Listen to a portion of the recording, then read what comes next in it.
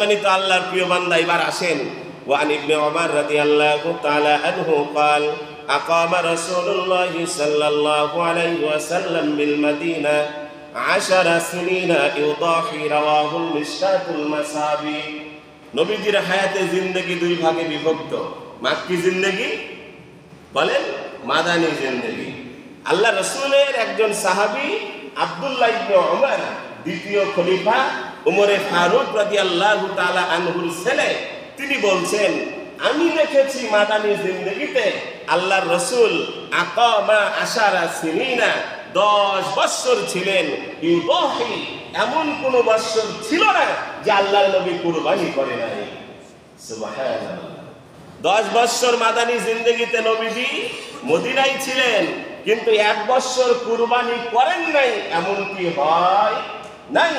মানে প্রতি বছর নবীজি কি করেছেন বলেন, কি করেছেন? কুরবানি করেছেন।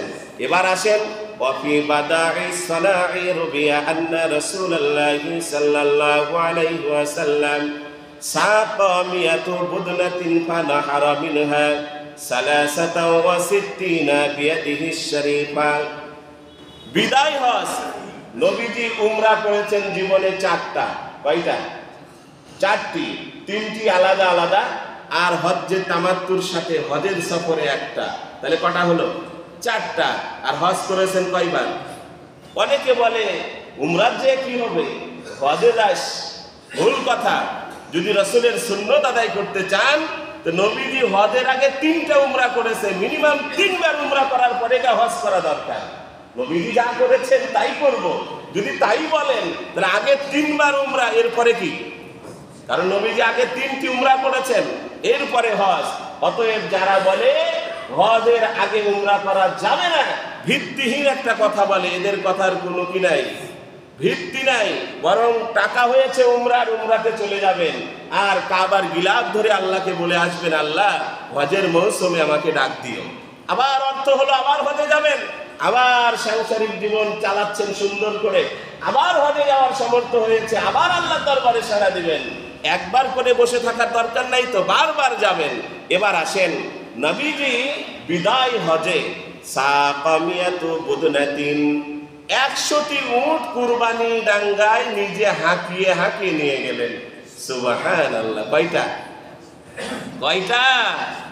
100টা উট। এরপরে ফানাহারা মিনহা সালাসাতা ওয়া সিত্তিনা বিয়াদিহি শরীফা, নবীজি নিজে হাতে 63টি উট জবাই করলেন। সুবহানাল্লাহ। যারা গরু জবাই করেন হাতে শক্তি লাগে, কি বলেন? শক্তি লাগে।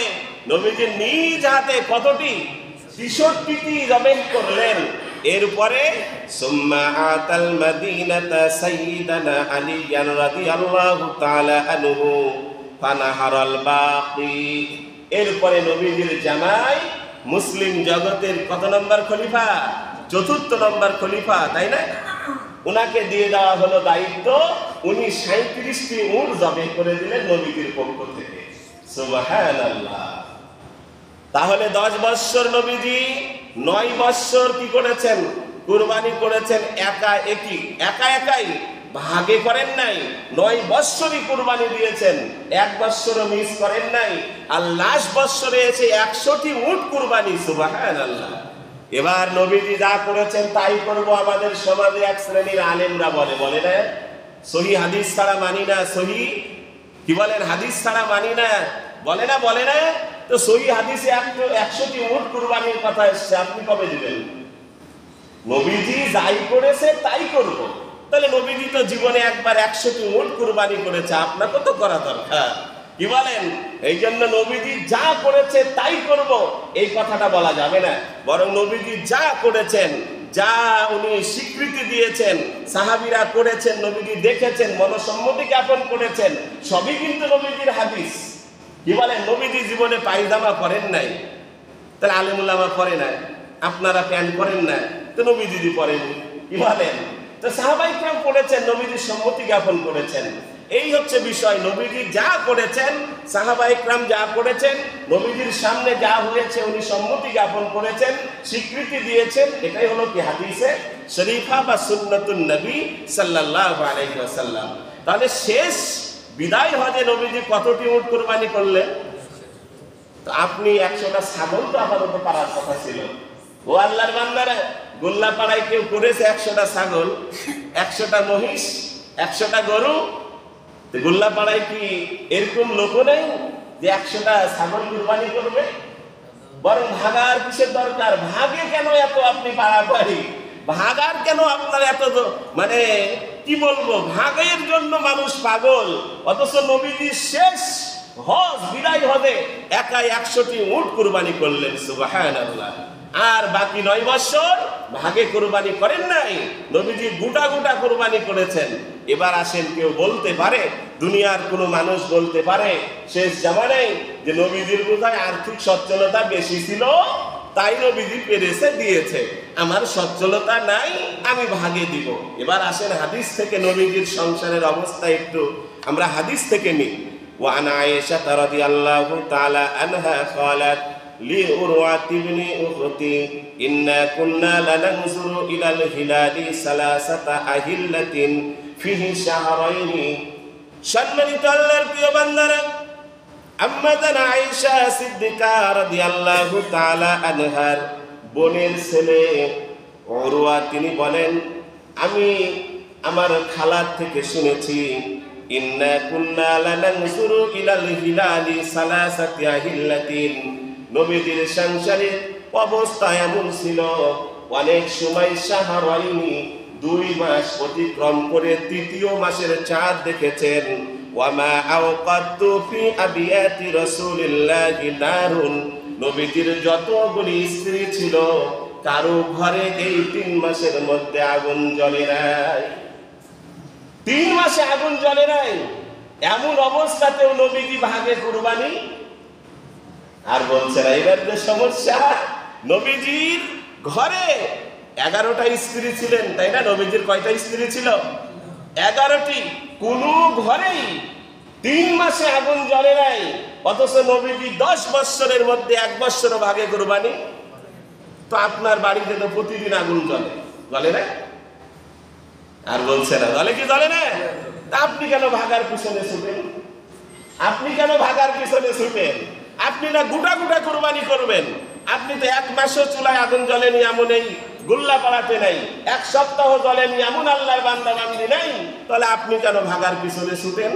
এবার আসেন, ওয়ামা আওকাতু ফি আবিয়াতি রাসূলিল্লাহি নারুন ফাকুলতু মা কানা ইয়াঈশুকুম ক্বালাত আল আসওয়াদানি আত-তামারাতু ওয়াল মাউ রাওয়াহুল বুখারী।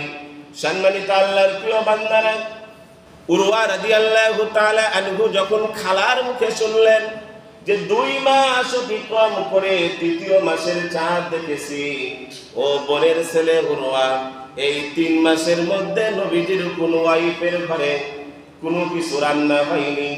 এবার বোনের ছেলে উরওয়া তার খালাকে বললেন, ও খালা, একটি মানুষ 3 মাস না খেয়ে কিন্তু বাঁচতে পারে না, তাহলে এই 3 মাসের মধ্যে আপনাদের সংসার কিভাবে চালিয়েছেন? হযরত আম্মাজান আয়েশা সিদ্দিকা রাদিয়াল্লাহু তাআলা আনহা তিনি বলেন, আল আসওয়াদান, 2টি জিনিসের উপরে আমরা সবর করেছি। আত-তামারাতু ওয়াল মা, একটি হলো খেজুর আর একটি হলো পানি। সুবহানাল্লাহ। খেজুর পানি খেয়ে 3 মাস অতিক্রম করা যে মহামানব নবী মুহাম্মদুর রাসূলুল্লাহ, তিনিও শেষ বছরে 100টি উট কুরবানি করেছেন। ভাগে কুরবানির কোনো চিন্তা মাথায়? এখন বলবেন, হুজুর ভাগা কি সব আউট? না, থাকবে থাকবে, শেষের দিকে থাকবে। আপনারা দুর্বল মানুষ, এটা পরে যদি এই জুমাই না হয় তো সামনের জুমাই আপাতত জায়েজ করে দেব, যাতে পরের দিন আল্লাহু আকবার বলতে পারেন। তবে আপাতত এই জুমাই জায়েজ হচ্ছে না, এই জুমাই গোটা গোটা। কি বলেন, এই জুমাই? এবার আসেন সম্মানিত আল্লাহর প্রিয় বান্দারা, 10 বছরে 9 বছর একাকী কুরবানি করলেন, আবার বিদায় হজে একাই 100টি উট কুরবানি করলেন, 63টি নিজ হাতে কুরবানি করলেন, 37টি আলী রাদিয়াল্লাহু তাআলা আনহু কুরবানি করলেন নবীজির তরফ থেকে। অথচ নবীজির ফ্যামিলির অবস্থা কেমন ছিল? 2 মাস অতিক্রম করে 3য় মাসের চাঁদ দেখেছেন, ঘরের মধ্যে রান্নার কোনো সুযোগ বলেন হয়নি। তারপরেও নবীজি কুরবানি মিশতে কিন্তু আমাদের সমাজে অনেক আল্লাহর বান্দা বান্দিকে দেখা যায় খরচের নেওয়ার জন্য ব্যাগ নিয়ে ছুটে, ঝাঁকা নিয়ে ছুটে, অথচ আল্লাহর ওই বান্দা এক সপ্তাহ চুলায় আগুন ধরেনি, আগুন জ্বলেনি, এমন আছে? কি বলেন? গোল্লাপাড়ায় আছে, তানুরের মধ্যে আছে? নাই। অথচ সে সরকারি ফান্ড থেকে মাংস নেওয়ার জন্য ছুটে নেয়। অতএব আপনাদের কাছে উদাত্ত আহ্বান, না ভাই, কুরবানি দিতে হবে। কিভাবে দিবেন সেটা পরের কথা। এবার আসেন, وعن مسروق رضي الله تعالى عنه قال دخلت على عائشة فدعيت لي بطعام وقالت ما أشبع من طعام فعشاء أن أبكي إلا بقيت قال قلت لما قال أذكر الحال التي فارق عليها رسول الله الدنيا والله ما شبع من خبز ولحم مرتين في يوم واحد রাওয়াহু তিরমিজি।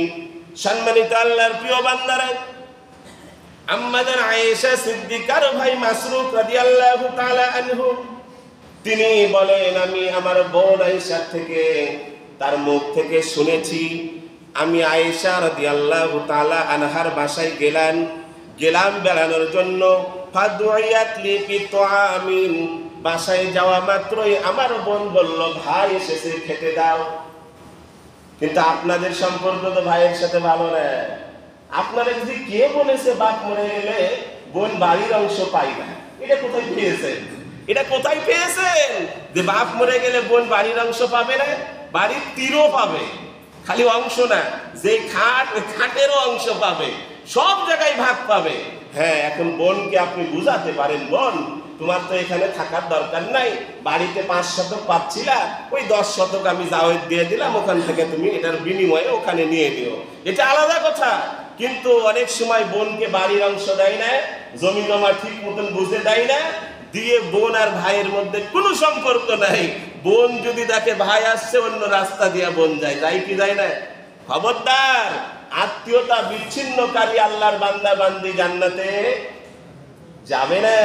অতএব বোনের সাথে সুসম্পর্ক বজায় রাখতে হবে, ভাইয়ের সাথে সুসম্পর্ক বজায় রাখতে হবে, ছেলে মেয়ে নাতি পুত্রীদের সাথে ভালো সম্পর্ক বজায় রাখতে হবে। আল্লাহ রসুলের সাহাবী মাসরুক রাদিয়াল্লাহু তাআলা আনহু বলেন, আমি আয়েশার বাসায় গেলাম, ফাদুইয়াত লি বিতআমিন, আয়েশা বললেন আমার ভাই এসেছে, আমার ভাইয়ের জন্য খানা দাও। ওয়াকালাত মা আশবাহু মিন তুআমিন ফাআশাআ আন আবকি ইল্লা বাকাইতু। হযরত মাসরুক রাদিয়াল্লাহু তাআলা আনহু বলেন, আমি যখন খানা খাওয়া শুরু করলাম, পাশে আমার বোন আয়েশা, তার চোখ দিয়ে পানি বেয়ে বেয়ে পড়ছে। আমি বললাম, লিমা, ও আমার বোন আয়েশা, তোমার চোখ দিয়ে কেন পানি বেয়ে বেয়ে পড়ছে? قالت اذكر الحال التي فارق عليها رسول الله الدنيا। আম্মাদান আয়েশা বলে, ও মাসরুক, তোমার খাওয়া দেখে আমার ওই কথাটা মনে পড়ে গেল, নবীজি দুনিয়া থেকে বিদায় হয়ে চলে গেলেন। ওয়াল্লাহি মা শাবিআ মিন খুবজিন ওয়া লাহমিন মাররাতাইনি ফি ইয়াউমিন ওয়াহিদ। নবীজি কোনোদিন এমন অবস্থা ছিল না দিনে 2 বার রুটি কিংবা গোশত খাবেন, এমন অবস্থা আসার আগে নবীজি দুনিয়া থেকে বিদায় নিয়ে চলে গেছেন। অতএব আমি খানা দেখলেই চোখে পানি চলে আসে। আহারে, এই খানার জন্য নবীজি দিনে 2 বার খানা খেতে পারেন নাই, এত আর্থিক সংকটের মধ্যে থাকতেন, আর এখন কত খানা। এই জন্য খানা দেখলে আমার চোখে পানি চলে আসে। মা সাবিয়া, আমি পেট ভরে আর খেতে পারি না। নবীজির ওই দৃশ্যটা আমার বারবার মনে হয়, খানা আমার ভিতরে ঢুকে না, যে আজকে যদি নবীজি বেঁচে থাকতেন তাহলে কত খানা হয়তো বা উনি পেট ভরে খেতে পারতেন। অথচ এমন অবস্থা আসার আগেই নবীজি দুনিয়া থেকে চলে গেলেন। হাদিসটি আপনারা পাবেন তিরমিজি শরীফের 2য় খণ্ডের 58 নম্বর পৃষ্ঠায়। অথচ নবীজি এমন অবস্থা, দিনে 2 বার খুবজিন, রুটি বা লাহমিন, গোশত বা রুটি 2 বার খাবেন, ফি ইয়াউমিন ওয়াহিদ, একদিনে 2 বার খাবেন। এই অবস্থা আসার আগেই নবীজি দুনিয়া থেকে বিদায় নিয়েছেন। অথচ নবীজি 9 বৎসর একা একই কুরবানি করেছেন, 10তম বৎসরে 100টি উট কুরবানি করেছেন। সুবহানাল্লাহ। তা আপনি কি দিনে কবার খান? একবার না দুবার না তিনবার? আর বলছেন না কবার? তিনবার খায় আপনি ভাগার পিছনে ছুটেন কেমনে? তিনবার আপনি খান, নবীজি একদিনে দুবার খাবে এমন অবস্থা নবীজির জিন্দগিতে আসে নাই। তারপরেও নবীজি 9 বৎসরে 9টা এককভাবে কুরবানি করেছেন। শেষ বৎসরে একাই 100টি উট কুরবানি করেছেন। অথচ আপনি 3 বেলা খেতে পান পেট ভরে, আর ভাগার পিছনে ছোটেন কেন ভাই? কোথায় পেয়েছেন ভাগার পিছনে ছোটা? নবীজি তো ছুটেন নাই, অথচ 3 বেলা খেতে পারেন নাই। সংসারে 3 মাস পর্যন্ত আগুন জ্বলে নাই, অথচ নবীজি একাকী কুরবানি করেছেন। এবার আসেন, তাহলে কি বোঝা গেল? এতটুক 2টা হাদিস, সব হাদিস তো বলার সময় নাই, সময় তো শেষ। যে কটা হাদিস বলবো ওই সময় আসবে না আজকে। তাহলে আপাতত 2 হাদিসে কি বুঝলাম? নবীজি কি করেছেন? একাই কুরবানি করেছেন। এবার আসেন, মনটা খারাপ হয়ে গেছে আপনাদের হয়তোবা। ভাগের ব্যাপারে নবীজি শুধুমাত্র হজের সফরে আর 6ষ্ঠ হিজরিতে সুলহে হুদাইবিয়া, 6ষ্ঠ হিজরিতে নবীজি বারবার স্বপ্নে দেখলেন যে উনি হজ করছেন বা কি হজের সফরে যাচ্ছেন। এই স্বপ্ন দেখার পরে সাহাবীদের জামাত নিয়ে মদিনার দিকে আসলেন, কিন্তু হুদাইবিয়া প্রান্তরে নবীজিকে কি করা হলো? আটকিয়ে দেওয়া হলো, যেতে দেওয়া হলো না। সেই বৎসর উনি যে কি বলেন ঈদটা পালন করেছিলেন, ওই সময় সাহাবীদেরকে বললেন যেহেতু নাহনু ফি সাফারিনা, আমরা যেহেতু সফরে আছি, অতএব যদি কারো কাছে বেশি টাকা পয়সা না থাকে, যেহেতু হাদিসে আসছে আসফরু কিতাতুম মিনান নার, জাহান্নামের একটা অংশ বা কষ্টের একটা অংশ হচ্ছে সফর। কি বলেন? সফরে গেলে ঠিক মতো খাওয়া যায় না, ঠিক মতো শোয়া যায় না, বাসায় যেভাবে তৃপ্তি সহকারে থাকেন ওইভাবে কি হয়? হয় না। তো সফরে যেহেতু তোমরা এসেছো, এখন কি করো? তোমরা ছাগলে 1জন, দুম্বায় 1জন, ভেড়াতে 1জন, আর 2টা রওয়ায়াত আসছে উটে 10 জন বা উটে 7 জন, এইভাবে করে তোমরা কুরবানি করো। তবে নবীজি একাই একটি দিয়েছেন, আর সাহাবায়ে কেরামরা তখন ভাগে দিয়েছেন নবীজির সামনে। নবীজি নিষেধ বলেন করেন নাই। এই জন্য কি এসছে? ভাগের একটা হাদিস এসেছে। আবার হজ্জে তামাত্তুর সময় হজের সফরের ব্যাপারে এসেছে, সামনের জুমায় সেটা বলবো। কিন্তু আমার কথা হলো কি বলেন, যতটুকু আজকের আলোচনায় আপনি শুনলেন, গোটা গোটা আপনার সামর্থ্য আছে একটা ছাগলের, আপনার খাসি কেনার তো দরকার নাই, ছাগি কিনেন। একটা হৃষ্টপুষ্ট সুন্দর চয়েসফুল একটা ছাগি কিনে আপনি জবে করে দেন, তাই না? গোটা হলো। আপনার ভেড়া কেনার টাকা আছে, একটা ভেড়া কিনে জবে করে দেন। আপনার গরু কেনার টাকা আছে, একাই একটা গরু কিনে আপনি আল্লাহর রাস্তায় দিয়ে দেন। ওই 1 লাখ 1.5 লাখ বা 2 লাখ টাকা দিয়ে তো গরু কেনার দরকার নেই। আপনাকে যদি 30,000-এর মধ্যে সুন্দর একটা গরু পান, কি বলেন, তাহলে ওটাই আপনি নিয়ে আসেন আপনার সমর্থ অনুপাতে। তবে একাই দেওয়ার চেষ্টা করেন, একাই দেওয়া সর্বোত্তম। আর ভাগে দেওয়াটা কোন রকম জায়েজ। কি বলেন? ভাগে দেওয়াটা কোন রকম জায়েজ। নবীজি 9 বৎসর একা একটি দিয়েছেন, 10ম বৎসরে একাই 100টি উট কুরবানি করেছেন। এই জন্য ভাগে নাই তা না, ওই হাদিসগুলো সামনে জুমায় নিয়ে আসবো।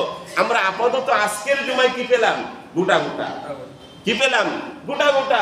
আপনি 1.5 লাখ টাকায় 7 জন মিলে কুরবানি করছেন, বা 1,10,000 20,000, যেই টাকাটা ভাগে এসেছে, এই টাকা দিয়ে তো আপনি একটা ছাগল পাবেন, এই টাকা দিয়ে একটা আপনি ভেড়া পাবেন, এই টাকা দিয়ে আপনি একটা ছাগি পাবেন বা একটা খাসি পাবেন। আপনি একটা একটা করে দেন। যেদিন আল্লাহ সমর্থ দিবে গোটা গরু দেওয়ার, সেদিন আপনি গোটা গরু দেবেন। যতদিন ওই সমর্থ না আসছে, ততদিন আপনি ছাগল ভেড়া এগুলো দিয়েই আল্লাহর রাস্তায় আপনি কুরবানি করেন। সম্মানিত আল্লাহর প্রিয় বান্দারা, এটা পেলাম আমরা কি? কুরবানির ফজিলত এবং কুরবানির গুরুত্ব। এবার ফজিলত সম্পর্কে একটা হাদিসের অংশ মাত্র বলি।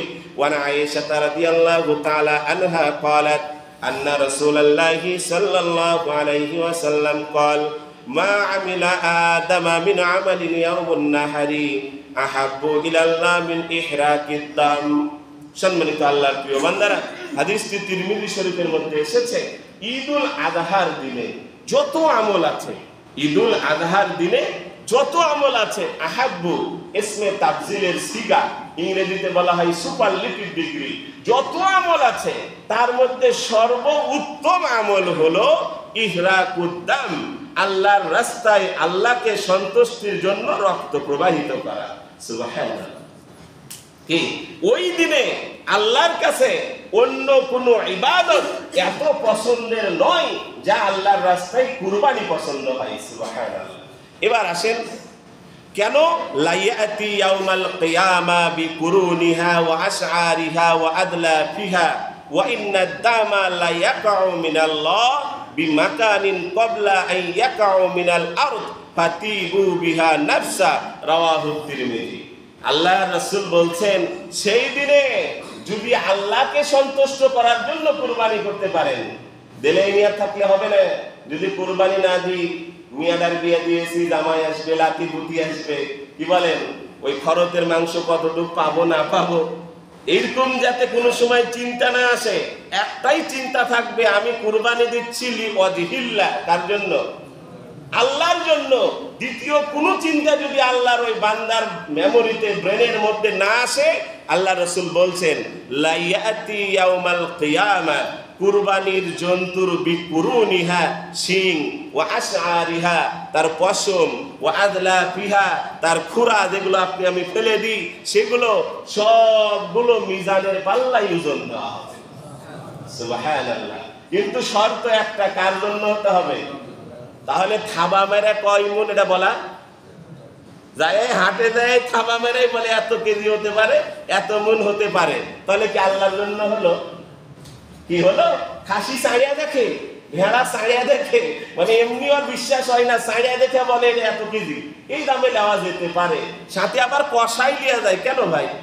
আপনি তো লাভ লসের এখানে হিসাব না, আপনি সন্তুষ্ট দুনিয়ার কাউকে করছেন না, যাকে আপনি করছেন তিনি কে? তো এখানে বেশি টাকা দিয়ে আপনি একটা জন্তু কিনে এনে আল্লাহর রাস্তায় দিয়ে দিলেন, সন্তুষ্ট আল্লাহ হলে তো আলহামদুলিল্লাহ, ওই টাকার তো আপনি সওয়াব পাচ্ছেন। তাহলে কসাই সাথে নেওয়ার তো কোনো দরকার, কোনো দালাল সাথে নেওয়ার তো দরকার কি বলেন নাই? 2 টাকা বেশি হোক, সমস্যা কি? আমি আল্লাহর রাস্তায় দেওয়ার জন্য নিজে হাতে চয়েস করে, নিজে দাম দর করে কুরবানির পশু কিনবেন। কোনো দালাল, কোনো কসাই নেওয়াই যাবে না, কারণ আমি দিচ্ছি আল্লাহর রাহে। 10 টাকার জিনিস যদি 15 টাকায় কিনি, তাও দেবো কার জন্য? আল্লাহ সন্তুষ্ট হলে আলহামদুলিল্লাহ। আমার তো গোশের কোনো বিষয় না, কারণ সারা বছর কি আমরা গোশ খাই না? আল্লাহ তো যথেষ্ট খাওয়ায় আপনাদেরকে, আমাদের সবাইকে খাওয়ায়। তো গোশের বিষয়টা যেন মাথায় না আসে।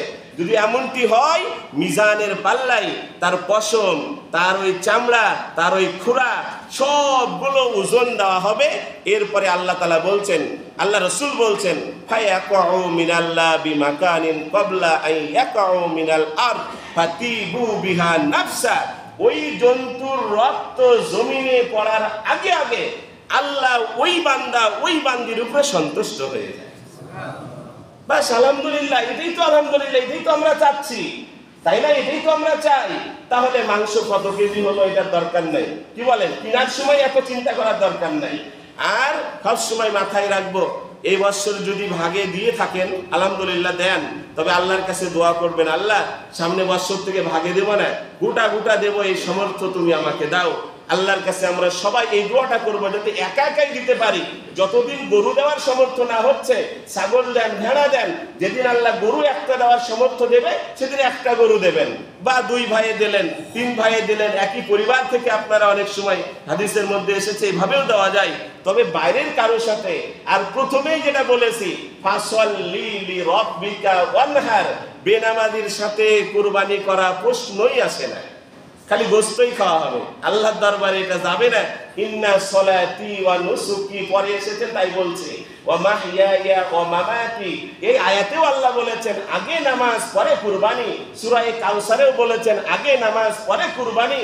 কারণ যেই মানুষটা রবের সাথে মাসে দিনে 5 বার নাফরমানি করে, মাসে 150 বার নাফরমানি করে, বৎসরে 1800 বার নাফরমানি করে, এই রবের উপরে এই রব ওই বান্দার উপরে বৎসরে 1 বার কুরবানি তার সন্তুষ্টির জন্য দিচ্ছেন, এটা আমরা মেনে নিতে, আল্লাহও মেনে নেবে না।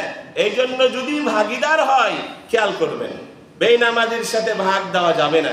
নাম্বার 2, কোন সুদখোরের সাথে ভাগ দেওয়া। যারা এনজিও থেকে টাকা তুলেছে এরাও সুদখোর, যারা সিসি লোন করে এরাও সুদখোর। ব্যবসায়িক মানুষ এখানে বেশি আছেন, কোনো কিছু রাগ করলে যায় আসে না, বরং যারা এনজিও থেকে টাকা তুলেছে এরা ছোট সুদখোর। যারা সিসি লোন করেছে এরা বড় সুদখোর। কারো এনজিও থেকে নেয় 1 লাখ 2 লাখ, আর আপনি সিসি করেছেন 20 লাখ 30 লাখ 25 লাখ, এরা বড় সুদখোর। এই জন্য খেয়াল করবেন, কোন সুদখোরের কুরবানি আল্লাহর দরবারে কবুল। এবার বোঝায় একটু কষ্ট পেলেন, কিন্তু করার কিছু নাই। বেনামাজির সাথে দেওয়া যাবে না, সুদখোরের সাথে দেওয়া যাবে না, যাই প্রকাশ্যে আল্লাহর নাফরমানি করে এমন ব্যক্তির সাথে দেওয়া যাবে না। এইভাবে করে শর্ত সাপেক্ষে ভাগে দিতে পারবেন। সামনের জুমায় হাদিসগুলো নিয়ে আসবো। আল্লাহ তাআলা আমাদের সবাইকে গোটা গোটা কুরবানি এবং প্রতি বৎসর যেন আল্লাহ তাআলা দেওয়ার মতো তৌফিক বা সেই সচ্ছলতা আল্লাহ আমাদেরকে দান করেন। সকলে বলি আমিন। যারা পরে এসেছি সুন্নাতটা আদায় করে নিই।